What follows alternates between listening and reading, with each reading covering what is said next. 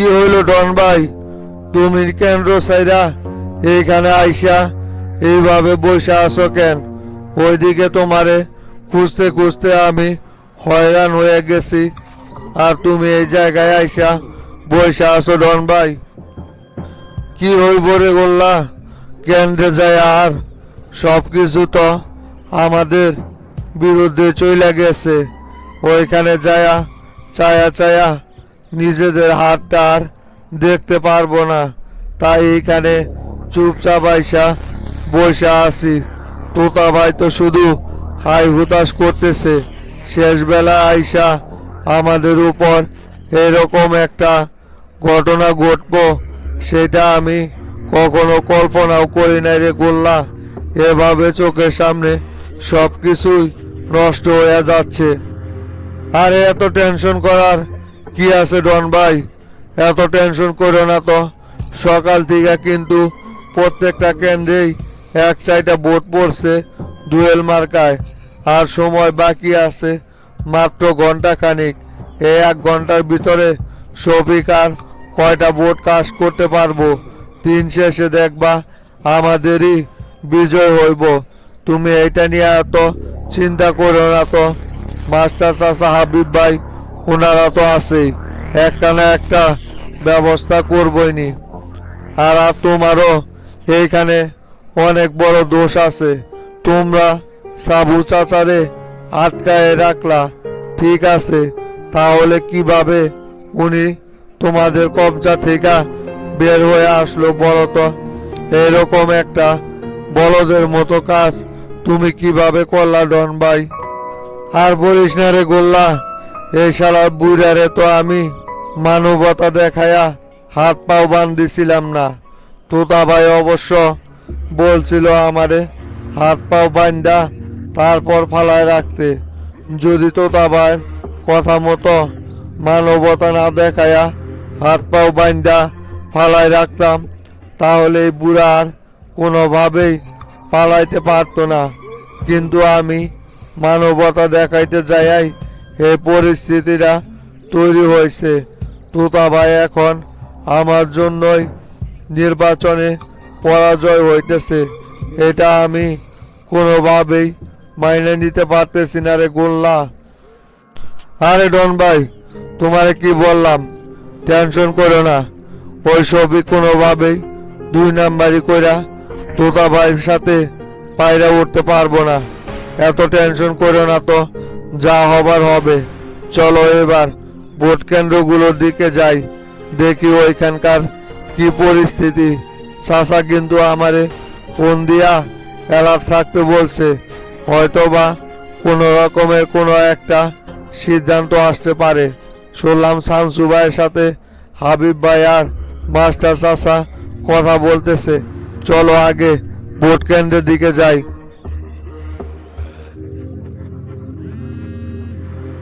হ্যাঁ তোতা ভাই, আসসালামু আলাইকুম। ওয়ালাইকুম সালাম। কিরে আকাশ, তুই এখন কোন কেন্দ্রে আসস রে? তোতা ভাই, আমি তো এখন শোলদুগরির কেন্দ্রে আসলাম। ওই দিকের কেন্দ্রগুলো ঘুরা ভাবলাম যে শোলদুগরি কেন্দ্রের কি পরিস্থিতি সেটা দেখার জন্য শোলদুগরি কেন্দ্রে কিছুক্ষণ আগেই ছেলে পেলে নিয়া উপস্থিত হয়েছি ভাই। এখন আমি শোলদুগরি কেন্দ্রেতেই অবস্থান করতেছি। ও আচ্ছা, ঠিক আছে তাহলে। তা আকাশ, শোলদুগরি কেন্দ্রের বর্তমান পরিস্থিতি কেমন বুঝতেছিস? সব কেন্দ্রের মতো কি শোলদুগরি কেন্দ্রেতেও আমার ভরাডুবি শুরু হয়েছে নাকি? না ওইখানকার পরিস্থিতি কিছুটা অনুকূলের ভিতরে আছে রে? কি বুঝতেছস ওইদিকে যায়া? আর বললেন না তোতা ভাই, সব জায়গার মতো এইখানকার পরিস্থিতিও সেম অবস্থা। আগে আমাদের ভোট পড়তেছিল, এখন যারা ভোট দিতেছে তারা সবাই ঘুরি মার্কার দিকেই ভোট দিতেছে তোতা ভাই। আসলেই সংবাদটা নিউজ হওয়ার পর থেকে পরিস্থিতি সম্পূর্ণভাবে পাল্টে গিয়েছে। আমরা যে হারে ভোট পাইতেছিলাম, এতে করে শফিক আমাদের ধারে কাছেও আসতে পারতো না, কিন্তু আমাদের এই ছোট্ট ভুলের কারণে অনেক বড় একটা মাসুল দেওয়া লাগতেছে। তবে তোতা ভাই, এখানকার খুশির খবর হচ্ছে এখানকার প্রায় 80% ভোটই কাস্ট হয়ে গেছে। আর মাত্র কিছু সংখ্যক ভোটার আছে যারা গুড়ি মার্কায় ভোট দিতেছে।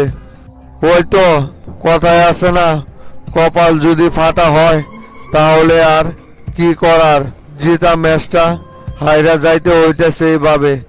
এর আগেও একবার শামসু ভাইয়ের সাথে প্রতিদ্বন্দ্বিতা কইরা অল্প কিছু ভোটের জন্য ফেল করছিলাম।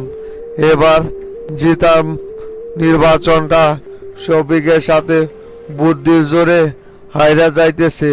কি আর করার, পরিস্থিতি আমাদের অনুকূলে নাই। আমি মনে হয় এবার আর এমপি হইতে পারবো না রে আকাশ। চলে আসে ওইখান থেকে, ওইখানে থাইকা আর কি করবি? যা সর্বনাশ হওয়ার তা তো হয়েছেই। ভাই এত টেনশন করে না তো, মোটামুটি ভোট কিন্তু আমরাও কম পাই নাই।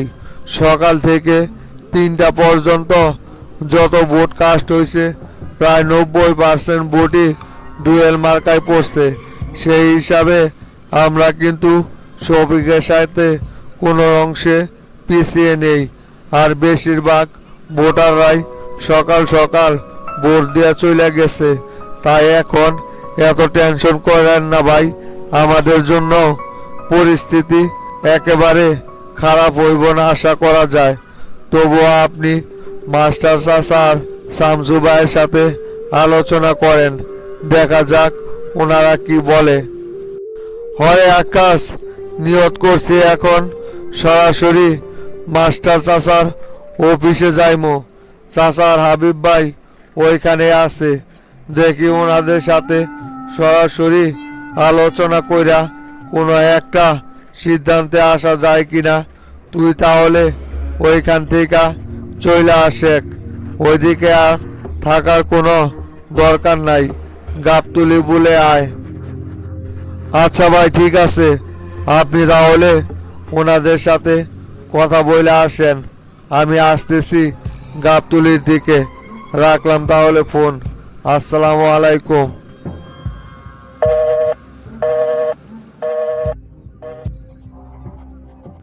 চাচা, আপনি এখানে বসে আছেন আর আমি আপনারে সারা মূল্য খুঁজে বেড়াইতেছি, তাই এখন এইখানে বসে আছেন কেন চাচা?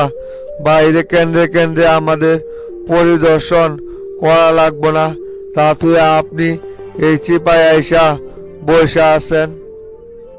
রে বাটুল, কেন্দ্র পরিদর্শন করে আর কি করবি রে? সব কিছু তো নিয়ন্ত্রণে নিয়ে আইসা পালাইছি। যে খেলা খেলছি এতে করে এবার আমি 100% এমপি হয়ে যাইতেছি, এ ব্যাপারে নিশ্চিত থাক। এবার আর আমার এমপি হওয়া কেউই ঠেকাইতে পারবো না। তো করে বলছিলাম না, সময় মতো এমন খেলা খেলমু, দেখবি সব কিছু আমার নিয়ন্ত্রণে চলে আসবো। দেখলি তো কিভাবে পরিস্থিতি নিয়ন্ত্রণ করলাম। চাচা, আপনার এই বুদ্ধি দেখা তো আমি পুরো হতবাক হয়ে গেছি। আপনাকে যে মানুষ বুড়া জিন করে বলে সেটা তো আর এমনি এমনি বলে না চাচা। আপনার এই বুদ্ধি দেখা আজকে আমি নিজেও আপনাকে ওস্তাদ মানতে বাধ্য হইলাম।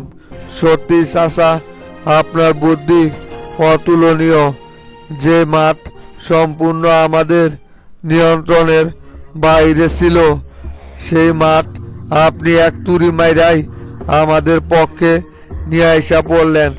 সংবাদ সম্মেলনটা প্রচার হওয়ার পর যে এক চাটিয়া গুড়ি মার্কায় ভোট পড়তেছে, সেটা আপনি না দেখলে কোনোভাবেই বিশ্বাস করতে পারতেন না চাচা। পুরো খেলাটা পাল্টে গেছে। আরে বাটুল, তোতা, শামসু এরা তো আমার বাচ্চাও চলপল। ওদের কাছে যদি আমি নির্বাচনে হেরে যাই তাহলে কি আর আমার মান সম্মান থাকে নাকি? ওরা যতই বড় বড় রাজনীতিবিদ হোক না কেন, এই শফিকের বুদ্ধির কাছে ওরা মোটেও টিকতে পারবো না। ওস্তাদের মায়ের শেষ রাতে একটা কথা আছে না, সেটাই এবার ওদেরকে দেখাই দিলাম। শামসু এবার হারে হারে টের পাইব যে এই শফিক কি জিনিস। শফিকের সাথে পাঙ্গা নিয়ে যে আজ পর্যন্ত কেউ মাঠে টিকতে পারে নাই, সেটা শামসুরে আবারও নতুন করে প্রমাণ করে দিলাম। চাচা, এখনো কিন্তু এতটা শিউর দেওয়া যায় না। যদি সংবাদ সম্মেলনটা সকালবেলায় করতে পারতাম, তাহলে একেবারে পুরোপুরি আমরা 100% শিউর এই ম্যাচটা জিতে যাইতাম। কিন্তু চাচা, সকাল থেকে 3টা পর্যন্ত কিন্তু দুয়েল মার্কায় অনেক ভোট পড়ছে। এখন যেভাবে গুড়ি মার্কায় ভোট পড়তেছে, এর অর্ধেক বগুড়াও যদি আগে থেকে পড়ে আসতো, তাহলেও পুরোপুরি শিউর হওয়া যাইতো। তবে এখনো কিন্তু চিন্তা মুক্ত থাকা যাইব না। আরে না রে বাটুল, সকালবেলা আর কয়টা ভোট কাস্ট হয়েছে? সব মানুষ তো বিকেলবেলাই ভোট দিতে আইছে। চিন্তা করিস না, বিজয় আমাদের সুনিশ্চিত। আমাদের এই বিজয় আর কেউ আটকাইতে পারবো না। এবারে আমরা বিজয়ী হইবই। তারপরেও চাচা, ক্ষমতা যেহেতু ওদের হাতে, নির্বাচনের ফলাফল নিয়েও কোনো রকমের বেটুক দিতে পারে। তাই আমাদেরকে এখন থেকেই আরো সতর্ক হইয়া থাকতে হইব চাচা, যাতে এই নির্বাচন নিয়ে ওরা কোনো রকমের ঝামেলা তৈরি করতে না পারে। পিন্টুরে কিন্তু আমি শোলডুগরিয়া রানীরহাট ওইদিকে ছেলে পেলে নিয়ে পাঠাইছি, যাতে ওইদিকে কোনো রকমের গ্যাঞ্জাম না হয়। সেটা সম্পূর্ণ পিন্টু ট্যাকেল দিব। চলেন গাবতুলির এইদিকে একটু আমরা এক নজর ঘুরে আসি। আচ্ছা ঠিক আছে বাটুল, চল তাহলে ঘুরে আসি বাইরে থেকে। হ্যাঁ হ্যালো চাচা, আসসালামু আলাইকুম। কি হয়েছে চাচা, হঠাৎ এতবার ফোন দিতেছেন যে?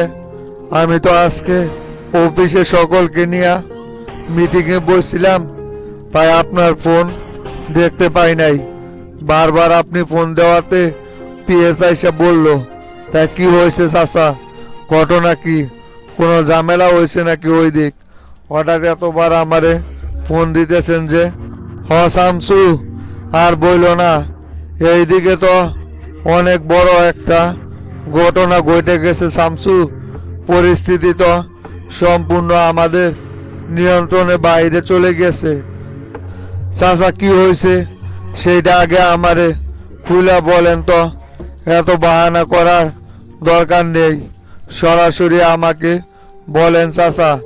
কিছুক্ষণ আগেই তো বললেন পরিস্থিতি সব কিছু ঠিকঠাকই আছে, এখন আবার হঠাৎ করে কি এমন হইল? শামসু, আসলে হয়েছে কি, মজনুর বাপ তো কিছুক্ষণ আগেই সংবাদ সম্মেলন করছে তোতার বিরুদ্ধে। মজনু হত্যার বিচার চেয়ে জনগণকে তোতাকে যেন ভোট না দেওয়া হয় সেই বিষয়ে আহ্বান জানিয়েছে সবাইকে। তাই এখন মজনুর বাপের সংবাদ সম্মেলন করার পর থেকেই পরিস্থিতি আমাদের অনুকূলের বাইরে চলে গিয়েছে। জনগণ তো এখন এক চাটিয়া গুড়ি মার্কায় ভোট দিতে লাগতেছে। শফিক কৌশলে মজনুর বাপেরে বুজং বাজং বুঝাইয়া তোতার বিরুদ্ধে সংবাদ সম্মেলনটা কইরা ফেলাইছে। কি করবো এখন শামসু, বলেন কি চাচা? মজনুর বাপ হঠাৎ কইরা এরকম একটা ঘটনা কিভাবে ঘটাইলো? আপনাদের সাথে কি মজনুর বাপ কোনো কথা বলে নাই? ওনার জন্য এত কিছু কইরা আইতাছি, তারপরেও উনি আমাদের কাছে কিছু না শুই নাই এই ধরনের একটা সংবাদ সম্মেলন কিভাবে করে চাচা? আপনারা কোথায় ছিলেন? আপনারা কেন মজনুর বাপেরে এই বিষয়ে মানা করলেন না। আসলে হয়েছে কি শামসু, বুড়া দিন সবিক তো ওরে কি এমন যেন যুক্তি দিছে। আমার কাছে অবশ্য আইছিল মজনুর বাপ, আমি অনেকভাবে বুঝিয়ে বলছি, তারপরেও আমার কথা শোনে নাই। পরে তো তারে বলছি যে এরম এরম পরিস্থিতি তৈরি হয়েছে, তুই মজনুর বাপের সাথে এই বিষয়ে কথা বইলা বিষয়টা সমাধান কর। ওই যাইরা আবার কি করছে, মজনুর বাপের ডাইকা নিয়া বুঝানোর পরেও মজনুর বাপ যখন রাজি না হয়েছে, তখন ওনারে জোর করে গোডাউনে আটকায় রাখছিল, যাতে করে সংবাদ সম্মেলনটা করতে না পারে। আর নির্বাচন শেষ হইলে সারার প্রস্তুতি নিচ্ছিল। এই ব্যাপারে আবার আমারে কোনো কিছু জানায় নাই। আমি তো ভাবছি হয়তো বা মজনুর বাপের রাজি করাইছে, পরে দেখি এই ঘটনা। দুরু চাচা, আপনারা যে কি কাজ করেন না, এগুলো আমার একদমই পছন্দ হয় না। পরিস্থিতি সব নিয়ন্ত্রণে রাইখা এখন শেষ বেলা আইসা বলতেছেন সব কিছু এলোমেলো হয়ে গেছে। মজনুর বাপ যখন এই সিদ্ধান্ত নিল, তখন এই ব্যাপারে আমারে আপনি কিছু জানান নাই কেন? আর আপনি এত বড় একটা ঘটনা নিজে বাজে হ্যান্ডেল না করে এই দায়িত্ব দিয়েছেন তোতার উপর। তোতার মাথায় কি ভালো কোনো চিন্তা ভাবনা আছে? তোতা তো এই সমস্ত উল্টা পাল্টা কথাই চিন্তা ভাবনা করবে, সেটা আপনার আগে থেকেই বোঝা উচিত ছিল। তাই এখন ভোটের অবস্থা কি রকম? পুরো সব কিছু উল্টে গেছে নাকি? তোতার কি পাশ করার মতো কোনো সম্ভাবনা নাই? হ শামসু, পরিস্থিতি সম্পূর্ণ এখন নাগালের বাইরে চলে গিয়েছে। তোতার ভোট সকাল থেকে তো এ পর্যন্ত এক চাটিয়া পড়লো, কিন্তু এখন সব ভোট যায়া গুড়ি মার্কায় পড়তেছে। এখন তো আর কোনো কিছু বলা যাইতেছে না যে কে পাশ করে। তাই আমরা এইখানে একটা সিদ্ধান্ত নিছি যে এ পর্যন্ত যে ভোট হয়েছে এইগুলো যদি গণনা করা হয় তাহলে তো তা পাশ করবে, কিন্তু এরপরেও যদি ভোট গ্রহণ করা হয় তাহলে আর তো তার পাশ করার মতো কোনো সম্ভাবনা থাকতেছে না। তাই এখন চাইতেছি ভোট কেন্দ্রগুলো বন্ধ করে দিয়ে আর ভোট গ্রহণ না করতে। তাই এ ব্যাপারে তুমি কি বলো শামসু? কি বলেন চাচা? ভোটের আর 1 ঘন্টা বাকি আছে, এর ভিতরে কেন্দ্র যদি বন্ধ করে দেই তাহলে এটা নিয়ে কোনো সমস্যা হইব না। এতে করে তো জনগণের মনে আমাদের প্রতি একটা নেগেটিভ তৈরি হইতে পারে। এইটা করা কি কোনোভাবে উচিত হইব চাচা? তাছাড়া অন্য কোনো ব্যবস্থা নাই তোতারে নির্বাচিত করার মতো? না না শামসু, এছাড়া তো আর কোনো উপায় দেখতে পারতেছি না আমি। সবিক তো জনমনে একটা নেগেটিভ তৈরি করে ফেলাইছে ওর বুদ্ধির ফলে। এতে কইরা এইভাবে যদি চলে তাহলে তো জনগণ ভুল বুঝা সবিককেই নির্বাচিত করব শামসু। তাই এছাড়া আর কোনো অবস্থা আমি দেখতে পারতেছি না। তাই এটা করা ছাড়া আর কোনো উপায় নাই। কিন্তু কেন্দ্রগুলোতে পুলিশ, বিজেপি, র্যাব দিয়া বইরা গেছে। ওইখানে তো ছেলে পেলে দিয়া কোনো গ্যাঞ্জাম বাজানোর পরিস্থিতি দেখতেছি না। তুমি প্রশাসনকে বলে একটা ব্যবস্থা করো। আচ্ছা চাচা, ঠিক আছে, আপনি এই বিষয়ে চিন্তা করেন না কোনো। দেখেন আমি একটা না একটা ব্যবস্থা করতেছি। সেলিম ভাইয়ের সাথে আগে আলোচনা করি, দেখি পরিস্থিতি কি করা যায়। আপনার আপাতত কোনো রকমের কোনো গ্যাঞ্জাম তৈরি করেন না। ছেলে পেলে দেওয়া যেন প্রশাসনের উপর কোনো রকমের হামলা না হয় সেই দিকে লক্ষ্য রাখবেন। আর তো তাকেও বিষয়টা বইলা দেন, ওই যেন ওর পোলায় পান দেয়া কোনো গ্যাঞ্জাম না করে। ওইখানে তো তাকে নির্বাচিত করার জন্য কি কি করতে হইব সেটা আমি এখান থেকে করতেছি। আচ্ছা শামসু, ঠিক আছে, তাহলে আপাতত আমরা এই দিক সামাল দিয়ে রাখতেছি। কি করলে ভালো হয় সেটা তাহলে তুমি করো শামসু। কি হইল মাস্টার? শামসু কি বলল? ভোট কেন্দ্রগুলো কি বন্ধ করে দেওয়ার অনুমতি দিছে, নাকি এইভাবেই চলতে থাকবো? তো তার ভাগ্যের উপরে কি সব কিছু ছাইড়া দিব নাকি? না না হাবিব ভাই, সেটা করবো কেন? ওই বুড়া জিনরে কোনোভাবেই নির্বাচিত হইতে দিব না, এ ব্যাপারে নিশ্চিত থাকেন। শামসু আপাতত বিষয়টা নিয়ে স্বরাষ্ট্রমন্ত্রীর সাথে কথা বইলা তারপর জানাইবো আমাদের কি করা লাগবো। আপাতত আমাদের কোনো রকমের কোনো জ্ঞানজাম সৃষ্টি করা যাইব না এই জায়গায়। এইভাবেই চলতে থাকুক, দেখা যাক শামসু এই ব্যাপারে কি সিদ্ধান্ত নেয়। যা করার তাড়াতাড়ি করতে হইব, সময় কিন্তু বেশিক্ষণ নাই। এর ভিতরেই সব কিছু আমাদের নিয়ন্ত্রণে না নিলে অনেক বড় একটা বিপর্যয় ঘটে যেতে পারে। শামসু যত তাড়াতাড়ি সিদ্ধান্ত নেয় ততই কিন্তু তার জন্য ভালো হইব। এ ব্যাপারে এত দেরি করা যাইব না। এমন সময় আইসা এমন একটা আকাম হয়েছে, পরিস্থিতিটা যে নিয়ন্ত্রণে নিব তারও কোনো উপায় নাই। তাড়াহুড়া করতে চাইলেই তো আর করা যায় না। এই ব্যাপারে তো হুট করে কোনো সিদ্ধান্ত নেওয়া যায় না। এখানে অনেক কিছুই জড়িয়ে আছে।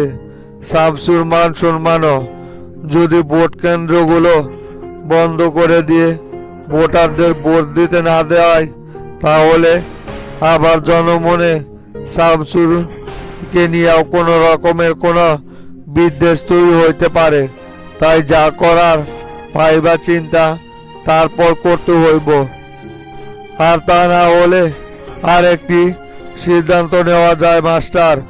ভোট যেভাবে গ্রহণ করা হচ্ছে সেইভাবেই হোক। এখানে ভোট কেন্দ্রগুলো বন্ধ করার কোনো প্রয়োজন নেই। ফলাফল যখন ঘোষণা করা হইব তখন যদি তোতা কোনোভাবে ফেল করে যায়, তাহলে ডিক্লারটা তোতার নামেই দিয়া দিলে হইব। কারণ এইখানে সবিক যা ভোট নিতেছে সেইগুলো তো সম্পূর্ণভাবে একটা প্রতারণা। মজনুর বাপেরে দিয়া প্রতারণার ফাঁদ পাইতা জনগণকে বিভ্রান্ত করা হয়েছে এখানে। তাই এটা করলেও কোনো রকমের কোনো ঝামেলা হইব না।